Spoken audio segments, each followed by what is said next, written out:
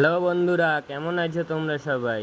তো এটিএল লাভার্সের পক্ষ থেকে চলে এলাম আবার একটা নতুন ভিডিও নিয়ে। তো আমাদের গন্তব্যস্থল কিছুটা পরেই আমাদের জানতে পেরে যাবে তোমরা। তো কিছুটা সময় ধরে আমরা প্রায় লং ড্রাইভ ধরেই চললাম, তার মাঝখানে আমাদের কিছুটা বিরতিও ছিল। তো যাওয়ার পথে আমাদের খুবই অসাধারণ প্রাকৃতিক দৃশ্য দেখতে দেখতে আমরা গন্তব্যস্থলে প্রায় পৌঁছে যাবার অপেক্ষায় রইলাম। কিন্তু কি অপরূপ দৃশ্য! তার মাঝখানে পেয়ে গেলাম আমরা একটা খুব সুন্দর ওভারব্রিজ, যে ব্রিজটার নাম সবাই চেনে এক নামে, যেটাকে আমরা কোলাঘাট বলা হয়। এবং কোলাঘাট টপকাতে টপকাতেই আমরা পেয়ে গেলাম বৃষ্টি। তো বৃষ্টি মাথায় নিয়ে আমরা কি করব ভেবে না পেয়ে কিছুটা সময় টাইম স্পেন্ড করে নিলাম একটা চায়ের দোকানে। তো প্রচণ্ড পরিমাণে বৃষ্টিতে বাইকটাও আমার ভিজছে তার মাঝখানে, এবং বৃষ্টি থামার সাথে সাথেই আমরা প্রায় পৌঁছেই গেছিলাম গন্তব্যস্থল আমাদের। গন্তব্যস্থলে পৌঁছাতে পৌঁছাতে আবার হয়ে গেল বৃষ্টি আরম্ভ। তো এই মুহূর্তে বৃষ্টি চলাকালীন আমরা পৌঁছে গেলাম দীঘা গেট। তো তার সাথে সাথে অপরূপ দৃশ্য এবং সৌন্দর্য, সমুদ্র সৈকত, ভিড়ে ঠাসা লোক, তার মাঝখানে আবার পৌঁছে গেলাম আমরা দীঘার মার্কেটে। তার সাথে সাথে আমাদের একটা সুন্দর জিনিসের সাথে দেখা হয়ে গেল, কি অপরূপ দৃশ্য। এবং তার সাথে দীঘা সমুদ্র সৈকত তো আমরা ঘুরছি, ইভিনিং মার্কেট সমস্ত, তার সাথে সাথে আরও লাইটিং, বিশ্ব বাংলা গেট, বিভিন্ন কিছু পেয়ে গেলাম। তার সাথে একটা আমাদের সেলফি না হলে তো চলবেই না।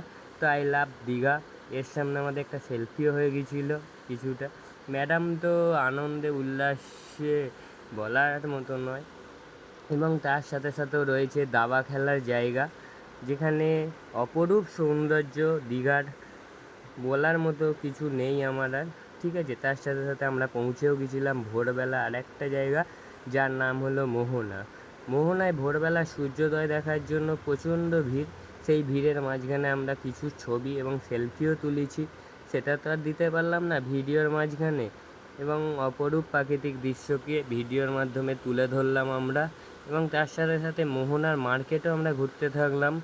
মোহনার মার্কেটে ইলিশ, পমফ্রেট, চিংড়ি, বিভিন্ন প্রকৃতির মাছ, যেসব মাছ চোখে দেখার নয় আমরা দেখে নিলাম। এবং তার সাথে সাথে কিছুটা পরিমাণ ইলিশ মাছও আমরা কিনে রুমে চলে এলাম, এবং ক্যাংড়াও কিনে নিয়েছিলাম। এই ক্যাংড়াটা তোমাদের দেখাবো। এরপরই আমরা চলে গেলাম চন্দনেশ্বর মন্দির, যেটা শিবের মন্দির বলে কথা। যেহেতু শ্রাবণ মাস, সেহেতু আমরা চন্দনেশ্বর মন্দির যাব না সেটা কোনো দিন হয়? এই দীঘার কফি হাউস রেস্টুরেন্টের পাশ দিয়েই চলে যেতে হবে। কিছুক্ষণ পর তোমরা ওয়েট করে যাও, আমরা দেখাবো চন্দনেশ্বর মন্দিরটা কীরকম। এবং তার সাথে সাথে এই জাহাজ বাড়িটাও রয়েছে দীঘার, খুব সৌন্দর্য দৃশ্য। এবং পৌঁছে গেলাম জাহাজ বাড়ি টপকেই আমরা চন্দনেশ্বর মন্দির। চন্দনেশ্বর মন্দির হচ্ছে শিবের মন্দির।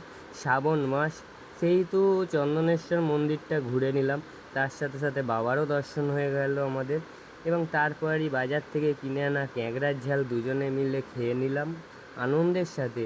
এবং পরের দিন আমরা বিকালবেলা আবার রওনা দেবো বাড়ি ফেরার পথে।